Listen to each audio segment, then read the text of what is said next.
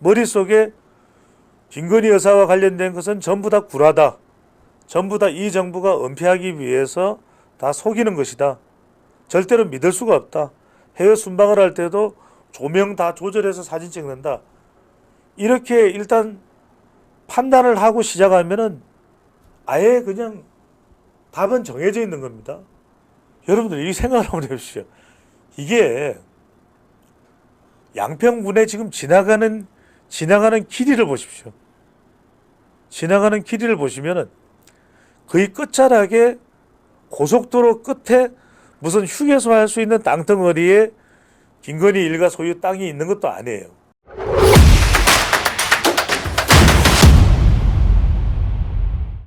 이 최수건 상병, 자, 한 번만 이야기하고 이제 더 이상 이야기 안 하겠습니다.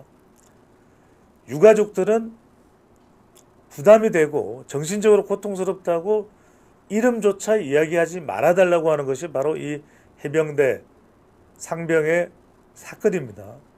근데 이제 사건의 개요를 여러분들 보시면, 자, 한번 이 사건의 내용을 한번 좀 크게 학대를 해주시죠. 학대를 해주시면,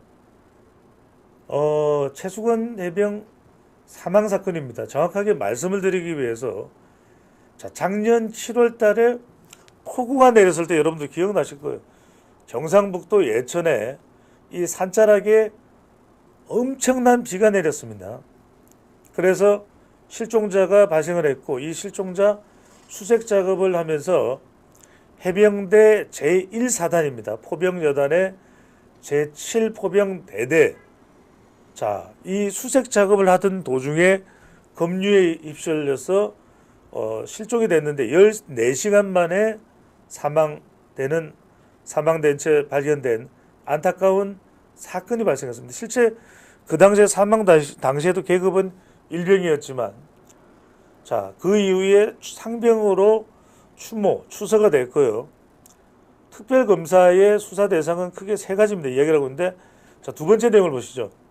사망 사건과 관련하여 대통령실, 국방부, 해병대 사령부 등의 은폐, 무마, 해유 등 직무유기 및 직권남용과 관련된 불법 행위다.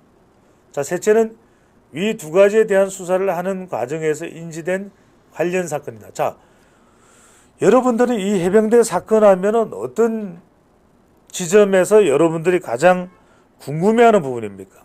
자, 다른 것 다 떠나서 제일 궁금해하는 것은, 자, 군인이라고 하더라도 군 내부에 사망 사건이 발생하는 경우에는 경찰에 이 사건에 대해서 이첩을 하게 되어 있습니다. 내부 수사 조사 후에.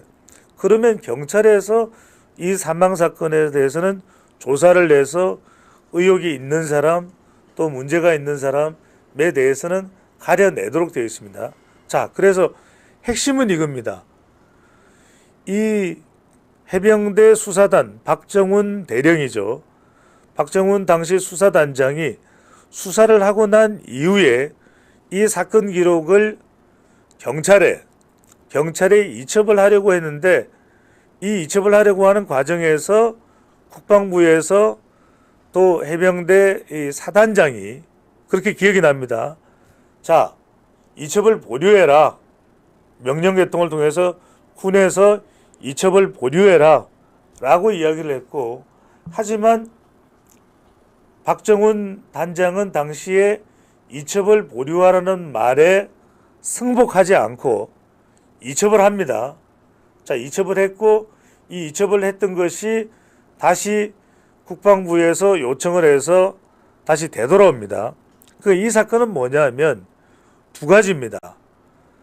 하나는 뭐냐면 이첩을 하지 말라고 했는데, 그 이첩을 하지 말라고 한 배경이 뭔가, 이첩을 하지 말라고 한 그 배경과, 또 하나는 뭐냐면 여하튼 이첩을 하지 말라라고 군에서 명령을 했는데 박정훈 단장이 이첩을 한 배경은 뭔가, 그것은 명령과는 상관없이 자기가 옳다고 판단한 소신인 건지 아니면 다른 근거가 있는 건지, 이게 핵심이에요. 그러니까 이첩을 하지 말라고 했는데 거기에 어떤 이유가 있는 것인지 그 이유에 대해서도 계속 설명을 하고 있습니다. 지금 유재현 국방부의 법무관리관은 지난 26일과 29일 사흘 만에 두 번이나 공익공직자범죄수사처에 소환이 돼서 조사를 받았어요. 자, 유재현 법무관리관이 수사를 받는 이유는 뭐냐면 제가 말씀드렸죠. 자, 이 상병의 사망 사건을 수사한 것에 대한 해병대 수사에 대해서 이첩을 하지 말라는 데에 대해서도 관여가 돼 있다고 보는 거죠. 유재현 법무관리관입니다. 그 다음에 경찰에 일단 기어이 하지 말라고 했는데 경찰로 이첩을 박 단장이 하고 난 이후에 그 이첩한 내용을 다시 거두어들인 재수거를 하는 과정에도 관련이 되어 있는 인물이 유재현 법무관리관인 거예요. 자, 여러분들 제 이야기를 듣다 보니까 어떤 생각이 납니까? 아니, 제 이야기를 듣다 보니까 어떤 생각이 드세요? 유재현 법무관리관이 뭔가 정치적으로 아니면 다른 이유로 숨기는 내용이 없다면 유재현 법무관리관을 고위공직자 수사처에서 조사를 해보면 뭐 어디로부터 지시를 받았다, 지시를 받고 자기가 전달을 해서 이첩을 하지 말라고 했고 또 이첩된 내용을 해소하게 됐다, 경찰서로부터. 이 내용을 수사하면 다 밝혀지는 거잖아요. 아니, 그 수사를 고위공직자 범죄수사처에서 하고 있는 거예요. 그러면 검찰 조직인 고위공직자 범죄수사처에서 수사하는 것이 못 밝히는 내용을, 첫 번째입니다. 여러분들 한번 생각해 보십시오. 아니, 특검에서 그걸 더 잘 밝힐 수 있나요? 저는 그게 궁금해요. 여러분들 그냥 상식적으로 한번 생각해 보세요. 특검이라는 것이 국회에서 구성이 되는 건데 고위공직자 범죄수사처라는 것이 어디에서 만든 거면 문재인 정부에서 만든 거예요.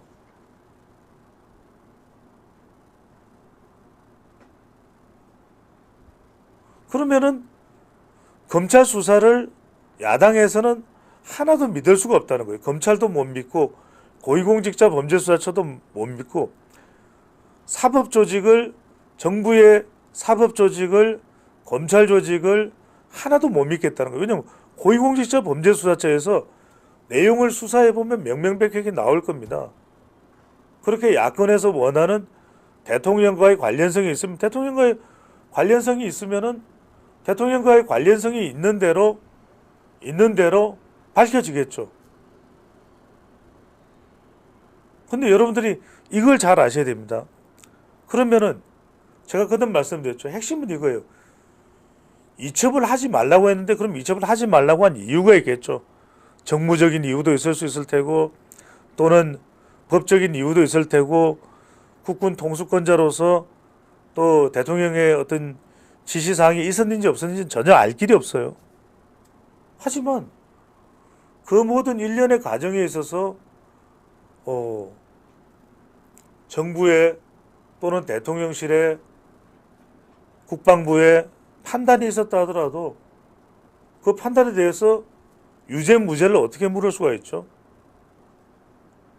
불법과 탈법 행위를 해서 그렇다고 해서 이 상병이 죽은 사실에 대한 내용이 전혀 바뀌게 되나요?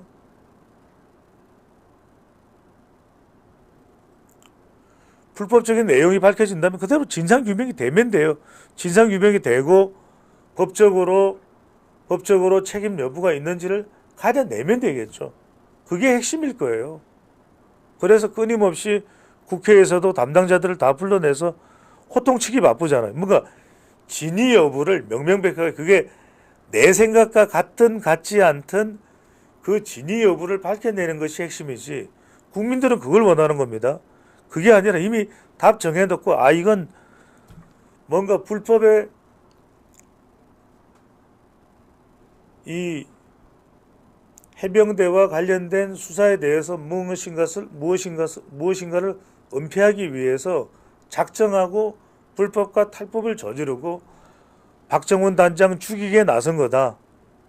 박정훈 죽이기에 국방부나 대통령실이나 다 나선 거다.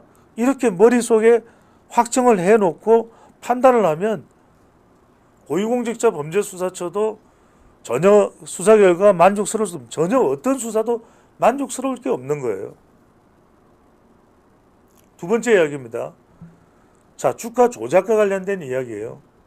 자, 주가 조작과 관련해서도 이전에도 수사가 된 것도 있고 또 그 수사 결과를 보면은 어떤 결과가 나왔다라고 이야기를 하고 있고 또 그뿐만이 아니더라도 김건희 특검법이 아니더라도 김건희 여사와 관련해서는 주가 조작과 관련해서 도이치모터스 아니겠습니까? 그 관련돼서 주식 전문가, 그 다음에 법률 전문가, 그 관련돼서 주식 전문가, 그 다음에 법률 전문가, 또 주식 거래와 관련된 법적인 내용을 알고 있는 전문가들이 다 합쳐서 관련해서 수사를 하겠죠. 대통령의 배우자라는 것과 여부와는 상관없이요.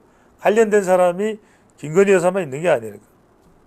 그러면 철저하게 수사가 돼서 정말 주가 조작에 대한 명백한 범죄 행위가 성립하는 사실이 있는지 여부, 그걸 밝혀내면 될 일이죠. 그리고 그 결과에 대해서는 내 생각과 같거나 다른 것과는 상관없이 같지 않더라도 또 다르더라도 그것을 받아들여야 되겠죠. 그런데 그게 아니라 머릿속에 김건희 여사와 관련된 것은 전부 다 구라다. 전부 다 이 정부가 은폐하기 위해서 다 속이는 것이다. 절대로 믿을 수가 없다. 해외 순방을 할 때도 조명 다 조절해서 사진 찍는다. 이렇게 일단 판단을 하고 시작하면은 아예 그냥 답은 정해져 있는 겁니다. 머릿속에는 김건희 여사가 유죄다라는 머릿속에 생각으로 가득 찬 상태에서 어떻게 특검법의 결과가 나온대. 그럼 특검법에서 해봤더니 아무런 문제가 없더라. 그럼 다 승복할까요? 그렇지 않겠죠. 그 특검에서 이 조항이 포함됐어야 되는데 그 조항이 포함 안 됐다. 우리는 믿을 수 없다. 그런 이야기를 또 하고 돌아다닐 거예요. 그런 이야기로 또 공세를 할 거라는 거죠. 자, 그래서 전국민 재난지원금과 관련해서도 지금 객관적으로 논리적으로 분석을 할 때 무리수가 있는 것이고, 자, 가령 소상공인을 지원하기 위해서 너무나 어렵다. 자영업하는 사람들이 자 지금 월세 내기도 힘들다. 자, 이 임차한 것도 너무 힘들다. 도저히 매일매일을 살 수가 없다. 소상공인들 정말 어려운 환경에 놓여 있는 그 소상공인들을 지원하겠다. 윤석열 대통령이 왜 마다하겠습니까? 그걸 야당이 주도하니까 야당이 더 주도권을 가지고서 민생을 챙기는 정당이 되는 거죠. 그 다음에 전세 사기 당한 서민들을 보호해 줄 수 있는 전세 사기 특별법을 하루빨리 통과시킵시다. 윤석열 대통령 부탁드립니다.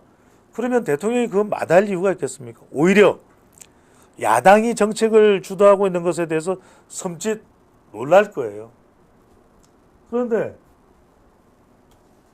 자, 이태원 압사 사고에 대해서도 이태원 압사 사고, 이태원 관련된 자료를 한번 보여주시죠.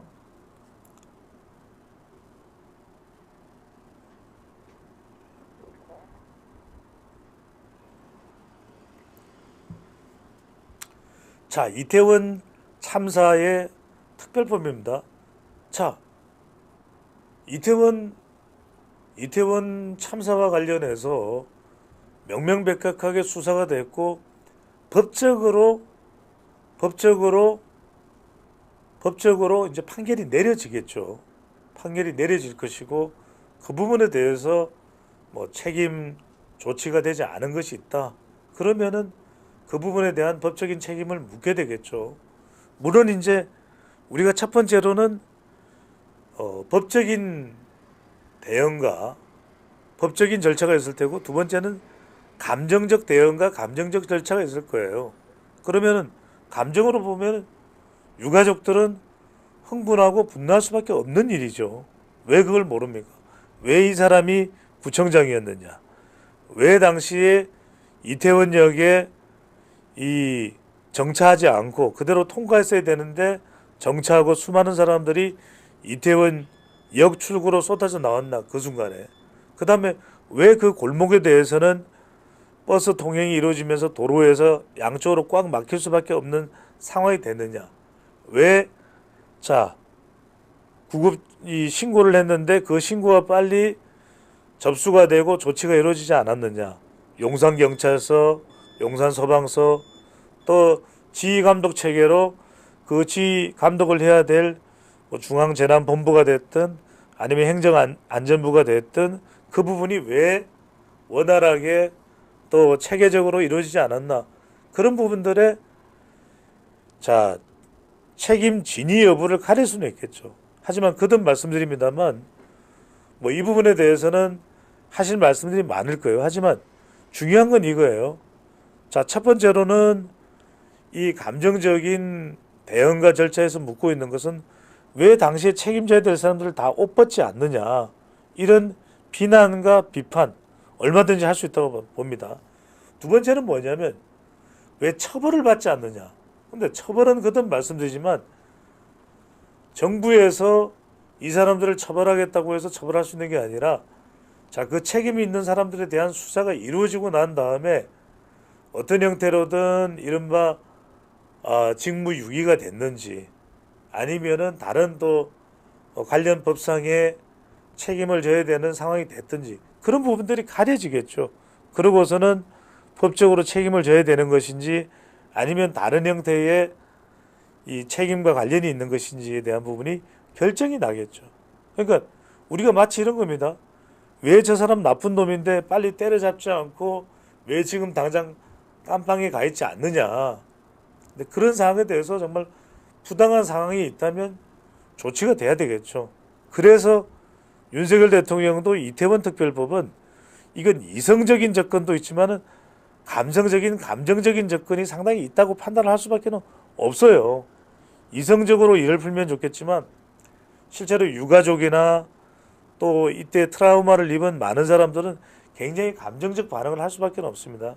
그래서 윤석열 대통령도 이재명 대표와의 회동 이후에 알려진 내용에 따르면 이태원 특별법에 대해서는 반대 입장만 가지고 있는 건 아니다. 다만 법적으로 좀 법리적으로 문제가 될 수 있는 그런 법리적인 문제를 안고 가면 사실은 우리가 그동안 많이 늘 쏟아져 왔던 이 특별검사 제도에 대한 또 문제에 대한 것이 또 도마 위에 올라올 수밖에 없는 상황입니다. 그래서 그런 부분들을 없애고 그러면 더 검토를 해서 꼭 감정적 대응을 해야 되고 이것을 밝혀야 되는 그런 상황이라면 얼마든지 뭐 그 부분도 검토해 볼 수 있지 않겠냐 이런 판단으로 봅니다. 그래서 여기서 중요한 것은 야당도 이것을 정쟁으로 몰아갈 일은 아닙니다. 그도 어떤 부분이 더 필요하냐.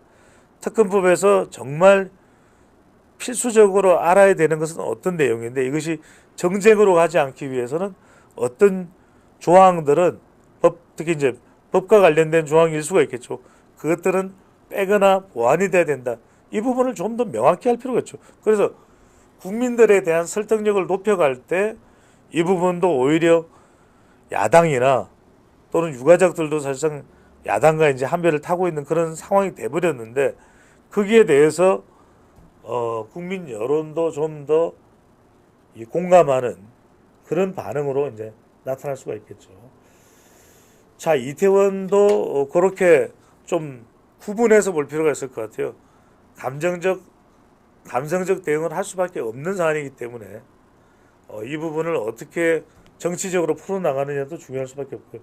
최상병 특검 말씀드렸고, 자, 그 다음 중요한 게 양평 고속도로 의혹이에요. 이 부분도 구체적으로 거론되지는 않았지만 구체적으로 아주 중요한 현안으로 거론되지는 않았습니다만 다뤄지지 않았다고 해서 사라지지는 않은 이슈입니다.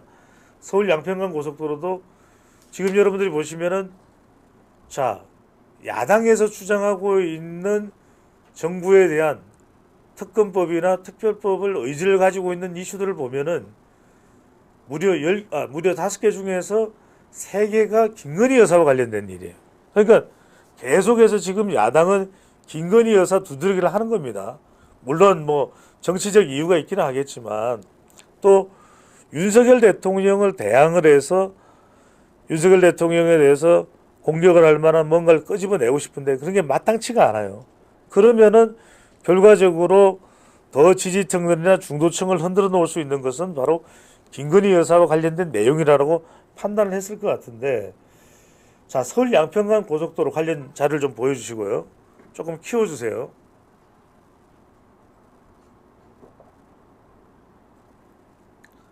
제 얼굴 화면을 잠깐 없앨 수 있나요? 네, 잘했습니다. 자, 여러분들 이 지도를 잠깐 보시죠. 자, 요즘에는 서울 양평간 고속도로 이야기를 많이 안 하죠. 근데 원희룡 국토교통부 장관이 전 장관이죠. 국토교통부 장관직을 맡자마자 이 이슈가 이제 불거졌습니다. 그러니까 이전에 뭔가 의혹이 있던 것을, 자, 여기서 핵심은 뭐냐면, 자, 제 이야기를 잘 들어보세요. 그러니까 이런 겁니다. 원래 기존 안은 자, 이 지도의 왼쪽 편을 잘 보세요. 하남시입니다. 하남시에 자, 서울과 맞닿아 있는 거의 서울 경계 지점이에요. 자, 왼쪽에 점선으로 되어 있는 부분이죠. 자, 이 점선으로 되는 이 하남시부터 서울 남단으로부터, 그래서 서울 이야기를 하는 거예요. 하양 고속도로가 아니라 서양 고속도로입니다. 자, 서울에서 출발을 해서 저렇게 쭉 가서, 여러분들 기존 안이 자, 쭉 가서 자, 팔당호 밑쪽으로 지나가서 양서면으로 가는 거예요. 자, 양서면으로 가는 게 맞죠. 양서면으로 가는 안이었는데 이게 이제 문제가 되는 건 뭐냐면 이런 거예요. 자, 하남시에서 이게 양서면으로 가는 게 아니라 기존 안에서 자, 양평 쪽으로 경기도 광주시로 가면서 이게 어디로 가느냐면 변경안이 저쪽에 양평군 강상면으로 간다는 거예요. 여러분들 내용 보시고 계시죠? 강상면으로 간다. 근데 강상면으로 가면은 중부 내륙 고속도로랑 연결이 되는 겁니다. 자, 그래서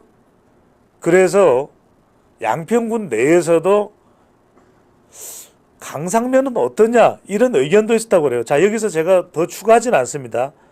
양서면과 강상면, 그러니까 기존 안은 양서면이고 강상면이에요. 근데 자, 강상면이 문제가 되는, 지금 공격을 받는 이유는 김건희 여사 일가의 소유 땅이 이 지역에 있다라는 거예요. 자, 김건희 여사랑 연결되는 거죠. 그러니까 지금 야권에서 이야기하고 있는 건 뭐냐면, 자, 국토교통부에서 김건희 여사 일가가 소유한 땅에 땅값을 올려주기 위해서 강상면으로 바꿨다. 기존 안에서 변경안으로 강상면으로 바꿨다. 그래서 이거야말로 이른바 김건희 게이트다. 이런 이야기를 하면서 국토교통부를 집중 공격했었죠. 자, 이 사안에서 여러분들이 봤을 때 핵심은 뭐라고 보십니까? 핵심은 이걸 보면 돼요. 자, 다른 거 하나도 보실 필요 없이 문제를 복잡하게 할 필요 없습니다. 첫 번째는 뭐냐면, 이 핵심은 왜 양서면에서 강상면으로 옮겨졌느냐, 이 과정을 보면 돼요. 이 핵심, 가장 결정적인 핵심 결정되는 기준이 뭐였나? 어느 날에 어떤 회의를 통해서 어떤 기준으로 어떤 자료에 근거해서 이 변경이 이루어졌냐. 두 번째입니다. 이건 다른 거 볼 필요가 없어요. 단 하나라도 이 과정만 보면 되잖아요. 이 과정에서 김건희 여사든 김건희 여사와 관련된 누군가이든 김건희 여사로부터 영향을 받았을 법한 사람이 이 결정에 영향을 줬느냐. 이 결정에 영향을 줬느냐를 보시면 여러분들 이건 명백하게 나옵니다. 명백하게 나와요. 그러면 이걸 김건희 여사와 관련된 것으로 이어가려면은 핵심은 이거예요. 김건희 여사 쪽에서 영향을 줬던, 아니면 누군가 충성하기 위해서, 딸랑딸랑하기 위해서 아무 이야기도 안 했는데 김건희 여사와 관련된 땅값을 극대화하기 위해서, 땅값을 최대한 올리기 위해서 변경을 했다. 자, 여러분들 제 화면 좀 지워주세요. 그런데 여러분들 이 생각을 한번 해보시죠. 이게 양평군에 지금 지나가는 길이를 보십시오. 지나가는 길이를 보시면은 거의 끝자락에 고속도로 끝에 무슨 휴게소 할 수 있는 땅덩어리에 김건희 일가 소유 땅이 있는 것도 아니에요. 그리고 김건희 여사 소유는 땅이 얼마인지, 김건희 여사의 윤석열 대통령 장모 최은순 씨의 땅은 몇 평인지, 김건희 여사 오빠의 땅은 몇 평인지, 팔촌의 땅은 전혀 몰라요. 전혀 알 수가 없어요. 여러분 그렇지 않습니까? 그게 무슨 몇만 평인지 천평인지 이것도 모르겠어요. 차라리 땅을 사서 부자가 되려면은 아예 이렇게 토지 계획으로, 그것도 앞으로 한참이나 지나야, 물론 이 계획이 발표되면은 당장 일정한 땅값이 올라서 그걸로 큰 막대한 부를 축적할 수 있을지 어떨지는 모르겠습니다만, 그걸 위해서, 그걸 목적으로 해서 어떤 압력을 가해서 공무원들의 생각을 바꾸었고, 그 공무원도 아예 처음부터 딸랑딸랑 해서 김건희 여사의 땅값을 최대한 올려주자라고 생각을 해서 이 계획을 짠 건지, 그걸 밝히면 되겠죠. 자, 결국 이것을 특검을 한다는 이야기는 뭐겠습니까? 그럼 김건희 여사 관련해서 다 땅에 가서 내용 보면서 국민들에게 여론전이 될 수밖에 없겠죠. 봐라, 얼마나 파렴치하냐. 이게 땅, 그러면 저 지나가는 도로 주변에 땅이 없습니까? 지금 지나가는 도로 주변에 전부 땅이에요.